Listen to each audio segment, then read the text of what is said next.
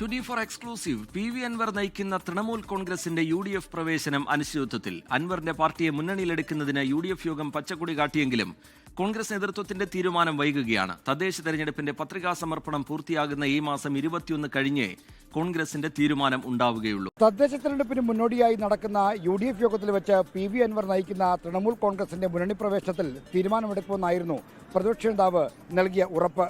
ആ ഉറപ്പനുസരിച്ച് ഏറ്റവും ഒടുവിൽ നടന്ന UDF യോഗത്തിൽ വെച്ച് അൻവറിന്റെ പാർട്ടിയെ മുന്നണിയിലെടുക്കാൻ തത്വത്തിൽ തീരുമാനിക്കുകയും ചെയ്തു.